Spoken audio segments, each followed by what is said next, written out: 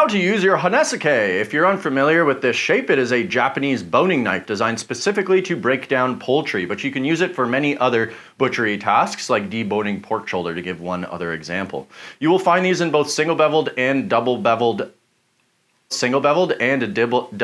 double bevel. This particular knife is the Hatsukokoro Shirasagi 150mm Honesuki, which is single beveled. You know this because it angles in from this side and it is in fact concave on this back side.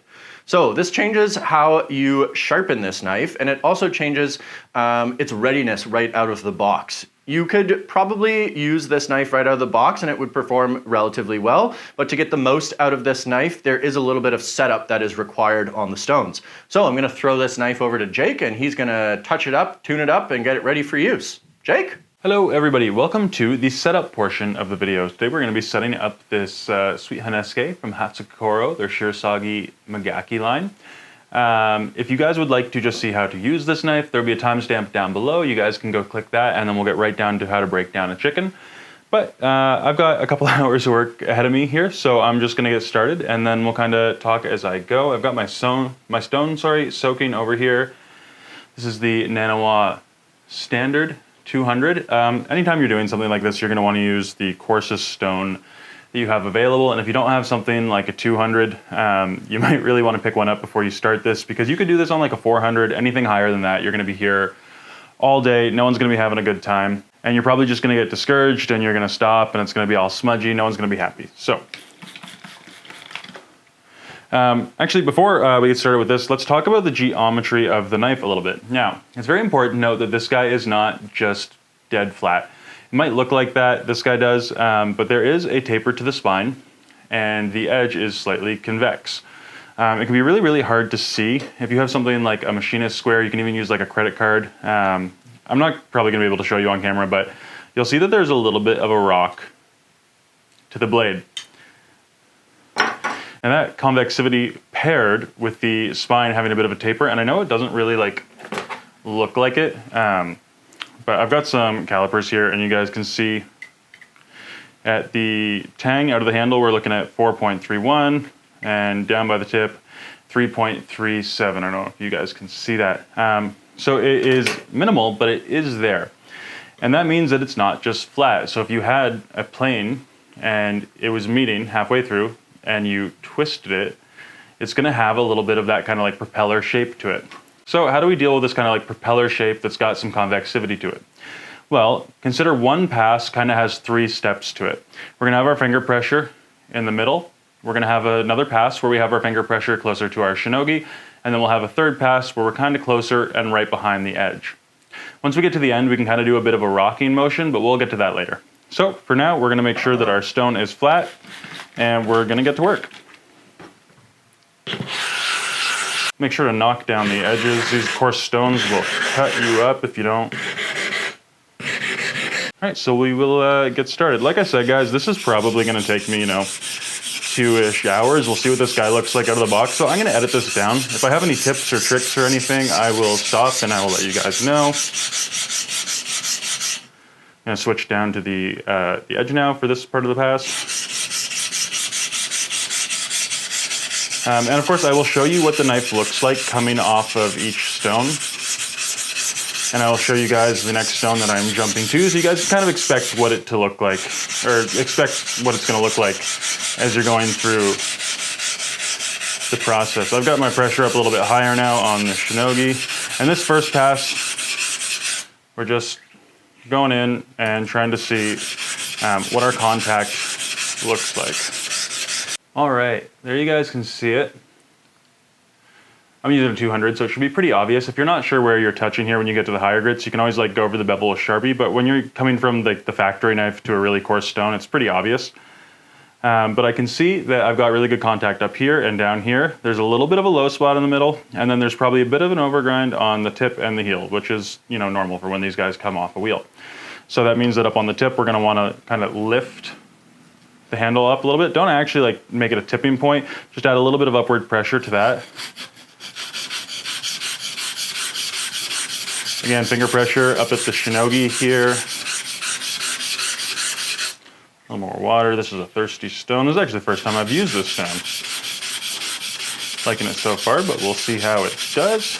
And then again, when we get down to the heel here, I'm just gonna put a little bit more pressure, kind of like as if I were tipping it up, just to hit that low spot there. Again, like over time, ideally, we wanna work these things out. So we don't really wanna just like tip the knife up and tip the knife down and hammer into them. What we wanna do in theory is we wanna take this down a little bit lower until it's all flat. Again, flat, we discussed that. But we don't wanna just like push our contact no matter what, trying to make it look pretty, because in the end, that's not gonna do what we want it to do, and it's gonna create more work for yourself. So yeah, that's some really good contact off a quick first pass. Again, there's still a little bit of a low spot there and a little bit of a low spot there. It looks like obviously the tip has one too. We're not gonna chase that too hard this time. I'm gonna do a few more passes to try to kind of even things out. But out of the box, this guy is in a really, really nice spot so far, and I'm really, really impressed with it. You always hear us yapping on about how important it is to keep a flat stone when you're sharpening your edges, but it is especially important when you are thinning a knife or doing any bevel work. This work is also going to dish your stones out a lot faster, especially this 200. The particles are much bigger, and if they fall away at the same rate, you're going to dish your stone a lot quicker. So every few minutes, like you guys saw, that was what, maybe 2-3 passes, and I'm just going to give the stone a quick dressing. So a lot easier to stay on top of that than it is to spend 15 minutes flattening it later, and you're going to get better results if you stay on top of it. First of many wipe downs, I think I'm gonna move the rag in here. All right guys, a couple more passes. Contact's getting really good. That low spot's not too bad, but I'm slacking a little bit up at the shinogi, and the tip we're still working on. I'm focusing my pressure a little bit closer to the shinogi, and you guys can feel there's like a rocking point. You never really wanna go past that, because that's when you're gonna start trying to like lose that clean line. It's gonna get a little wavy and smooth. So just make sure like you're on the rocking point, but your right hand is really like pulling the edge back down. Don't be shy to get like a really sturdy grip on the knife here. There's a lot of knife in contact with the stone, so thick piece of steel, you don't have to worry about like bending it against the stone really. Of course, if this were the tip of a yanagi ba, you'd have to be a little more mindful of that, but yeah, so again, first time using the stone, and so far I'm quite impressed with it. Scratch pattern for coarse stone seems pretty consistent. It is definitely a little bit softer and muddier and not holding the water quite as well as the Suihiro Debato 200 stone that I really like, but it is also considerably more affordable, so I can't complain about that too much. But yeah, this video's, even with the intro and everything, we're at like 11-12 minutes here, and this is about to be the third time already that I am flattening this stone, so keep your stone flat. Almost there on the 200, guys. Again, if you wanted to chase out the low spots, you're more than welcome to. Just be careful that you're not making the knife, you know, too thin when you do so. This is a butchery knife. It's meant for pretty rough stuff, so you don't want like a super thin, flexy tip like you would on a yanagi-ba, for example. And once you get a patina on it, once you've used it a couple times, you're not going to notice it, you know, near as much as you might think you would. It's only super noticeable when it's coming off the stone.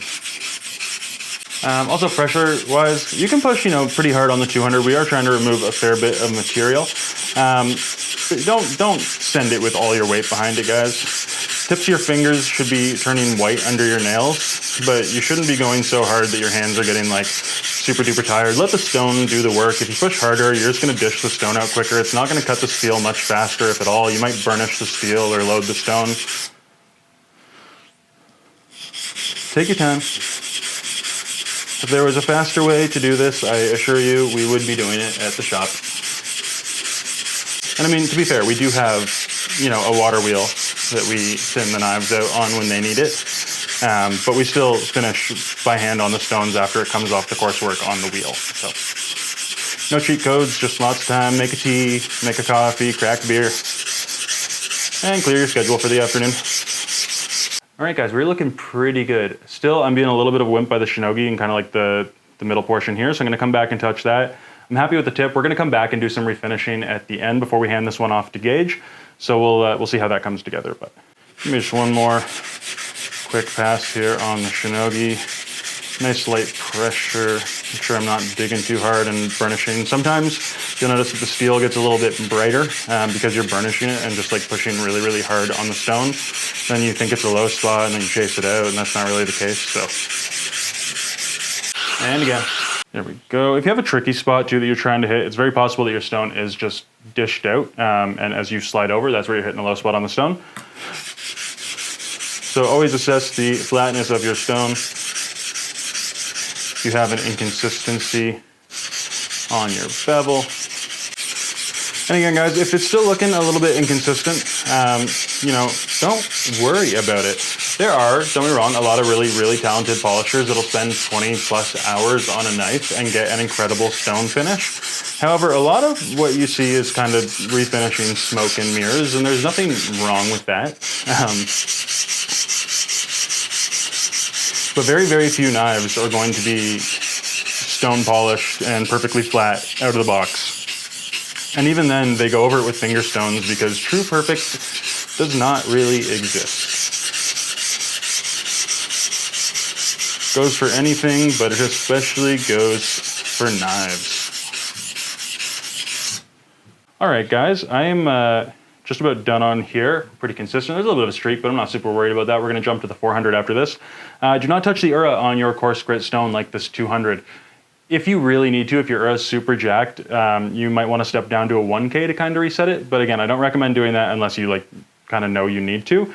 Other than that, until we get about 3K plus, we're not going to touch the Ura of this knife. However, I'm going to rinse the stone off and we're going to switch to our next stone, which is going to be the Nanowa 400. All right, guys, we are back. We've got our Nanowa 400. I rinsed and wrung out my rag. I switched my water. I wiped down. Cleaned my atome out really good. I used a brush to get all the coarse grit out there. Now, if this is just going to be a knife that you take to work and you are, you know, pounding through chickens, you're not super concerned, you don't have to worry about it. However, if you want your finish to look decent, you really should be careful with your grit contamination. So make sure when you switch up that everything is clean. Give this guy a little lap, make sure it's nice and flat, and also kick up a bit of a slurry. All right, and we're back at it. Same thing, we're just doing it on the 400 here this time. If you want, you can kind of like, if you were sharpening here before, you can sharpen here. You can change up, which is gonna make the scratches easier to see over the previous scratches to see, once they are all covered, that you're ready to move to the next stone. As for the grit contamination, you're really not gonna notice like that little bit of 200 grit in your 400 finish. But when you move to say 800 or 1000, you're gonna see a couple deep scratches. They're gonna be, you know, a lot of work to get out. A little more water. And it's usually not gonna be, you know, just weird scratches from your previous stone, but it's usually gonna be a couple stones back that get you. And then you get committed and you're like, oh no, I'll just chase it out on the 1K, and you spend 30 minutes and you would have just spent 10 minutes if you went back down to the 400. So if you are noticing that you're getting like, you know, some weird deep scratches, sometimes it's just better to go back down to the coarser stone first, as opposed to just wasting time on the high grit, because you're probably gonna end up stepping back down anyways and be a whole lot faster if you did it the first time. The Nanowa Pro 400, or Chosera 400, whatever they're calling it now. This is one of my favorite stones, and this is one of my favorite jobs to do on this stone. It wears very slowly. It's not like super muddy, but it cuts nice and quick. It's got a really consistent scratch pattern. Like I've never had one of these guys like, you know, just throw out some little crunchies that you kind of ride over and leave a deep scratch or like gouge in your knife. Super consistent. They are a little bit on the pricey side, but they last so very long. I feel like for a home cook, the stone would probably outlive you, and for a professional, it would probably last the better part of your career. Yeah, not a lot of like crazy technique or anything involved here. It's just taking your time. It's trying to have even pressure the whole way through, not trying to rush it, not trying to push harder into low spots, and just, you know, digging them down deeper. And yeah, let's see how we're looking up this guy. I've been on it for a couple minutes here. All right, so again, down by the heel, definitely still a bit of a low spot, and there seems to be a little bit of a low spot here, kind of like on the clad line that we weren't seeing on the 200. Again, the bigger mud's gonna fill more of like a groove or a valley, so you'll definitely notice more small low spots as you climb up. We still don't have great contact at the tip, but that's starting to even out just a little bit. Yeah, back to work. Another important thing to touch on, guys, is that yes, we want a nice, clean, crispy shinogi line, but we don't want to just like put all of our pressure right on the shinogi and just like grind it all right to hell. Chances are the knife out of the box doesn't really need the shinogi line raised to thin the knife out, especially like a butcher's knife like this. Like it doesn't have to be super duper thin up the shinogi. once the knife's older and, you know, it's getting a little bit thicker and it's time to do that, to keep the geometry in check, like that's cool, but out of the box, you're probably not gonna need to do that to your knife, especially not a Honesuke. When you are kind of like lifting your handle up for your tip or down, it's important to try to like use the entirety of the stone. So like in between flattenings with the Atoma, I'm like up here in the corners, hitting those spots, because that's gonna like kind of pressure point them and knock them down a little bit faster. So you don't wanna do this in like the middle of the stone. But you can move around and use the corners, which is going to make your stone last a lot longer because you'll be getting more use out of each time in between flattenings and save you some time that you'll have to flatten less overall as well. All right, that tip low spot is doing pretty good. The Shinogi line's starting to crisp up there as we catch up to it.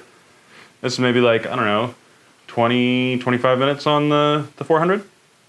Back to it. All right, guys, we're back. It's been, I don't know, maybe like an hour on the 400. Remember that part where I said, don't be stubborn and you should step back to the previous stone? Well, I didn't take my own advice and I've been doing this a little bit too long, but I digress. We are very, very close.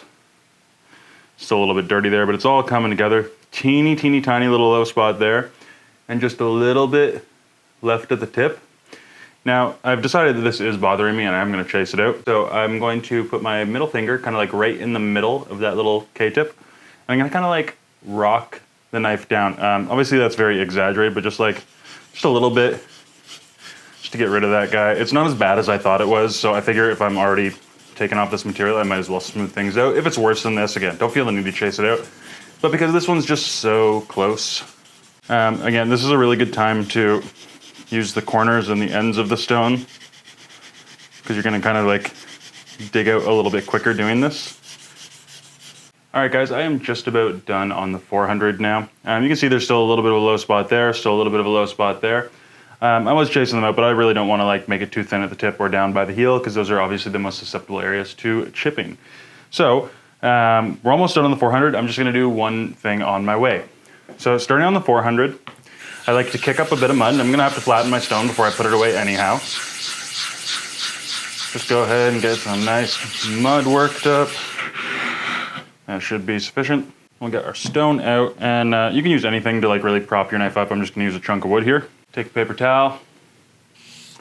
Go ahead and scoop up some of that mud, some of the mud that's on the table. And we're gonna put the knife down, and we're gonna just get to work. You can use other stuff for this too. You can use like a sponge or a cork or a little piece of like leather if you have a little piece of suede kicking around, works really good for it as well. And I'm gonna do this at the end of every stone before I move on to the next one. It's not completely necessary, but it will help just kind of smooth things out. So I'll do this for a couple minutes and then we'll actually move on to the Nanowatt 1K. See you there. All right, folks, you're back with the Nanowatt Standard. This is the 1K. Just got a quick clap, make sure it's nice and flat. So out of the stones that I've used so far, the Nanowatt 200 did a really great job, but it was definitely like a softer stone. And in that stage, I probably would prefer a harder stone to work on, like the Debato 200 is really, really nice. Definitely like probably overkill for most people, but if you're doing stuff like this, like kind of the target audience, in my opinion, the Nanowatt 400 is one of my favorite stones as well for doing work like this.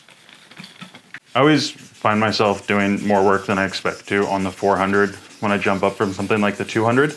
But once I move into like the 800 plus range, I have the Nanowatt Pro or Shosera 1K behind me, which you know is a harder stone. But I actually kind of prefer a softer, muddier stone like this. It gives more like a King 1K vibe, which is really nice for polishing. And at this point, like I said, we're not really doing too much to the geometry anymore. We're just cleaning things up, giving a nice smooth finish. And like, there's a couple benefits of having like a nice finish on your knife. A smoother finished knife is going to be a little bit less reactive. The smoother surface isn't going to have like all those nooks and crannies for water to sit in. So usually I find like when you go to a really nice high polish, you get really nice like blue patinas versus a rougher finish. You might get like some more browns and stuff like that because it just happens a little bit quicker. Another benefit obviously is going to be that it's going to slide through food a little bit smoother. That's not super necessary on a Honesuke, but maybe on like an Asuba or a Yanagi, it's going to glide through the food a lot easier when it's got a smoother finish on it than like a coarse 400 or 800 finish when you move up a little bit higher. A little more water on this guy. This guy's a little bit thirsty as well. I've been looking forward to getting a chance to try this stone out. a little bit more, and right off the bat, the feedback on it is really, really nice. The little trick that I showed you guys at the end where I took some of the mud too, when you're coming off like the higher grit stones starting around like the 1K, things can start looking like a little bit smudgier, and you're gonna notice, I would argue, like a bigger difference from doing something like that than you would with the coarse grits. So things should start cleaning up pretty quick from this point. We'll see how high we're gonna take it. It is also important as you move up in grit, just like when you're sharpening your edge, that you kind of like relieve the pressure a little bit and go a little bit lighter, let the stone really do the work for you. Really, really big fan of this stone so far. So there's still, again, a little bit there, go over a little bit lighter pressure. The tips coming together really, really nicely, just like that super tiny little low spot. Really, really impressed with this stone. I'm definitely gonna revisit this next time I have some polishing to do, because this is looking real nice. Definitely like this guy for this job more than the Chosera. All right, and just to even things out, I'm gonna start kind of doing like some rocking strokes. So with my thumb, I'm just gonna be slightly angling the knife kind of back and forth as I push, and just to blend those kind of like 3 facets that we talked about earlier in the video. Doing this with really light pressure here, just to kind of smooth things out a little bit. You don't want to put too much pressure with the thumb. I'm just kind of using that to like turn the knife, but I'm not using that to apply any pressure down towards like the bevel or the heel of the blade. All right, scoop up some of that mud. The mud from this stone looks like chocolate syrup. It is very thick.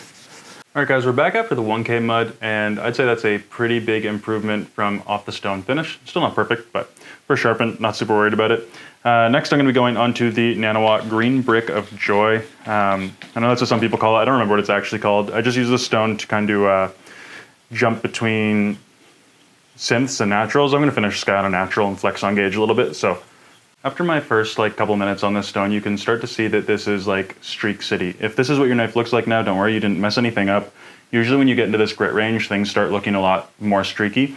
We're gonna take our time, we're gonna keep our pressure really light, and it's gonna even itself out. And at this point, it's really, really hard to get it perfect off the stone, but when we switch over to our paper towel at the end, it's really gonna start coming back together. So don't worry, just keep at it. It's gonna be okay. Trust the process. All right, guys, we're back. I wiped down. We switched over to a natural now. This is my Maruyama Suita, I believe. I don't know. I always forget. But yeah, this is what we're looking at here. Things are cleaning up. The mud trick went a really, really long way here. It's not perfect yet, but again, we'll see what it looks like after this. And we're not chasing perfection off the first sharpen. We just want to clean things up. Again, guys, really, aside from light pressure, again, nothing's changing. We're just doing the same thing. Towards the end, I am going to do my mud and then maybe come back and do like a pretty high pressure core steel pass at the end, just to brighten that core steel up, get a little bit of that contrast back. But right now we're just doing the bevels, nice and light pressure, working up a good mud. And then after this, of course, we're gonna come back and we're gonna do a quick Koba and touch up the edge and then clean up the Ura on a high grit stone. When you do decide to keep, you know, kind of moving up from where we're at, like around 2K, it is going to be a little bit more challenging in my experience to get like a nice finish. Things start to get kind of streaky and you start to lose some contrast when you get into some of the higher grit stones and even some naturals. It kind of depends. They're all over the place, but if you want a really, really dark contrast, going for a super high grit or a super fine stone probably is not like the best way to get it, but depending on the stone, you can still get some really nice contrast. I find usually the muddier stones leave a nicer contrast, and the harder stones, it's a little bit easier to burnish the knife, so you're a little bit more likely to get like a bright cladding as well as core steel, which is still good. It's still a nice finish, and it leaves a really nice patina, and it's a little bit less reactive when you go up higher like that, but it's certainly not necessary. All right, there we are at the first pass. Still a little bit streaky. That's going to happen whenever you jump up to the next stone. Just trust the process, light pressure, and then the mud's going to clean that all up at the end when we come back. There we have it. Again, still not perfect, and off the first sharpen, I usually don't shoot for perfect, just in a good place to be sharpened again. But you can see that like off the higher grit stones, coming off the stone, it doesn't look fantastic, but a little bit of mud on a rag or a cork or something really, really goes a long way. So I know what you're thinking, great, we're done, right? No, now we actually have to sharpen the edge. However, one of the benefits of a single bevel is once the bevel is in place, sharpening is super quick. So I'm gonna show you how to do that now. Hi guys, so we're mostly in a good place here. The only thing is that there's just a little bit of the Ura by the heel that's not really making the nicest contact. So I'm on the Nanowatt 2K and I'm just giving it a little bit of love to the Ura. Again, you wanna be gentle with the ura. You don't have too much hollow back there to play with, and you want to keep your ura relatively thin around the entire perimeter of the knife, but it's most important on the side of the edge. Obviously, it doesn't matter if there's like a little high spot along the spine. But on the first initial setup out of the box, you want to make sure that you're getting contact everywhere. If you're not sure if you're getting contact everywhere, this is a really good time to put Sharpie around the perimeter and then see where it's coming off and where it's not. And then just gently taking even passes until you've got nice clean contact, because without that nice clean contact on the ura, you're never going to be able to deburr it and actually get it sharp, and then all the work that you did was going to be for nothing. But again, this isn't something that you should have to do every time you sharpen. Once you set this out of the box, then it should just be good to go for a quick touch up on like a 5K, 3K, somewhere around there, or whatever finishing stone you are using. All right, we're back. We got the Nanowa 2K freshly flattened. And now we're going to put a koba on the knife. What is the koba? Well, if this is the primary bevel, it's the secondary bevel, or the part that is in contact with the stone. Especially on a butcher knife, you do want to put a little bit of a koba on it because it's going to make it a lot tougher, but we don't want to go like crazy high. So put your bevel flat, just turn it up just a couple degrees, and then with light pressure, we're just going to do kind of like what your standard edge sharpen would be. If by chance you find that you did go like a little bit too thin and you were kicking up a pretty good burr there, I know I got a little bit up at the tip where it was thinner and I still have a bit going on at the heel. So I'm going to spend a little bit more time up at the tip than I will at the heel. Bring that together, see what we're looking at. Always check your work frequently, guys. And what am I looking for right now? It might be hard to see on camera, but there is kind of like, yeah, looks like it's popping there. That little bit of a glimmer. So at the heel, it's still a little bit bigger than at the tip, so I'm just going to go a little bit further here, bringing that together so it matches the entire length of the blade. All right, and like to me, guys, that looks good. That's all we really need. And then what do? Well, we're going to flatten our stone one more time really quick. It should be close, but you want it dead flat when you're doing ura work.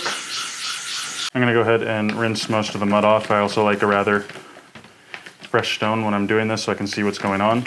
Light, even pressure across the hallway, and we're going to pull and gently push, and a little bit of pressure on the way back. Get this out of the way. And we're just going to do this a couple times.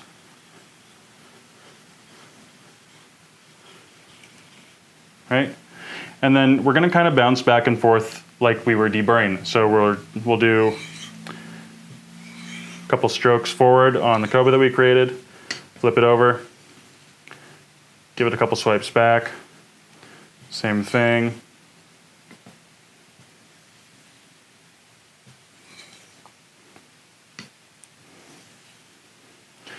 And then we're good to go. Just like you were deburring normally, only this time you're gonna be flat to your backside, but nothing new here.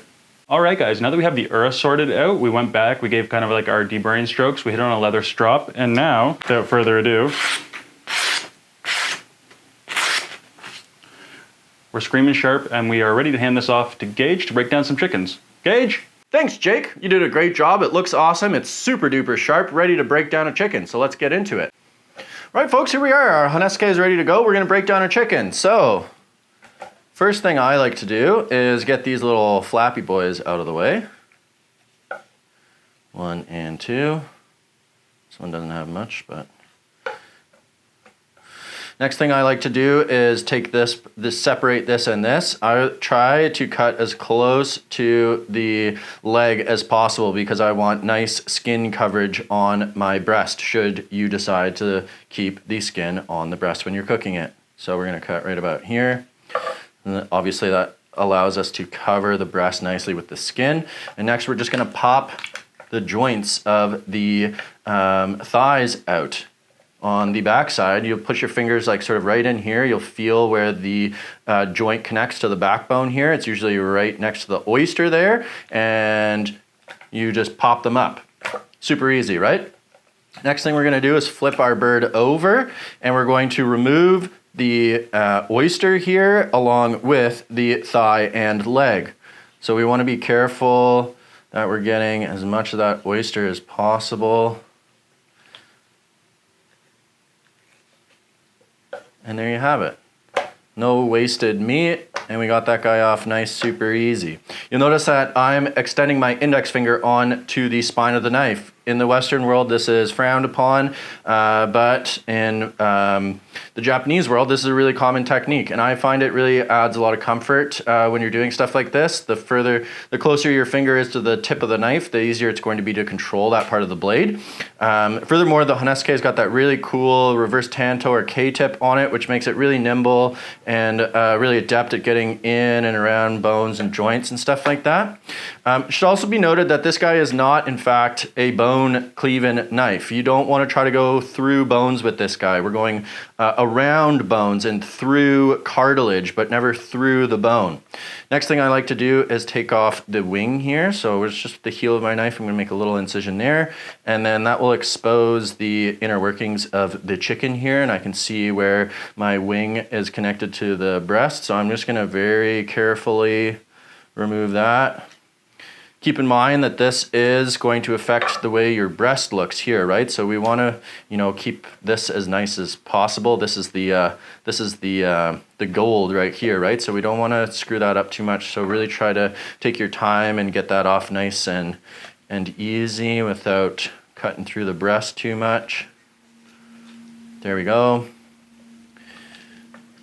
And now, last but certainly not least, we're going to cut right through our breasts and get these guys off. Okay, so this guy's not wanting to sit straight right up and down, but that's no big deal. So what I generally do when I do this is just try to cut right on the line here, and inevitably your knife is going to end up on one side or the other. And I find that this, for me personally, is the best way to get as close to the spine as possible without losing any flesh. So I ended up sort of on the left side this time. So I'm just going to go with it, go with the flow, man. Following this right here, right? This kind of makes like, it goes in like this and then it kind of comes out like that. So we're just gonna try to follow as close to that as possible. Try to get our tender out without marking it up too much here. And again, trying not to go through any bones. And there you go. You got our nice breast off, looks great. Got great skin coverage on there once it's stretched out a little more. And then there's our tender right there. That just pulls right out. Easy peasy. And then I got a little bit of the wishbone in here, but that's no big deal. I can very easily cut that out right now. Hiya.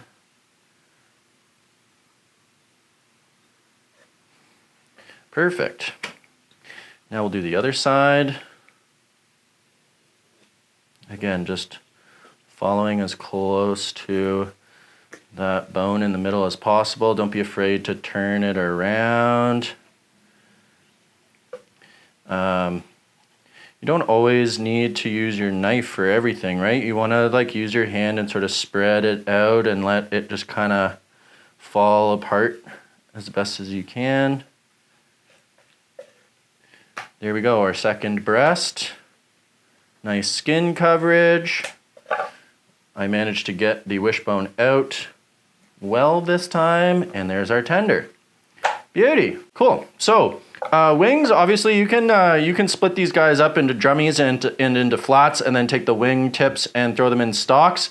Me personally, I find that whenever I'm breaking down chickens, I'm only doing like, 2 or 3 at a time, which means that the wings generally go into the freezer. And what sucks about wings from the freezer is they get that like they get the when the bone like turns like dark black or whatever. Is that what that's from? That's generally, in my experience, what's happening is that once they get frozen, that's what will happen. So what I opt to do generally is not what I'm doing now. I won't bother splitting these up. I'll just roast them off whole like they are and throw them in the stock pot and make chicken stock with them. But if you wanted to do this, it's really simple. Just use the same technique we've been using. Find the joint, crack it a little bit so it kind of separates and makes it easy to go through. But then, yeah, you've got 3 parts of the wing here, the wing tip, the flat, the drummy. Where are all my flatty boys at? That's my favorite part.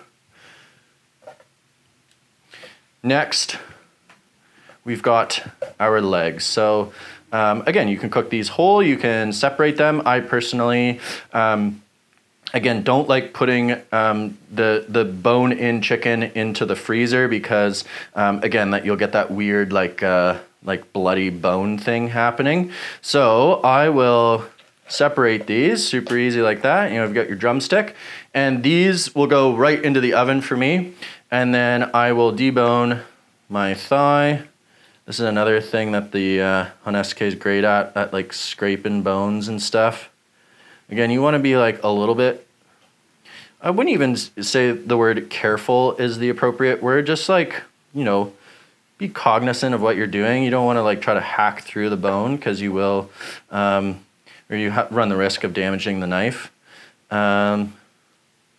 But you can be like, that's what these guys are made for. They are pretty sturdy. They're not like super thick behind the edge, but you know, they're definitely on the thicker side.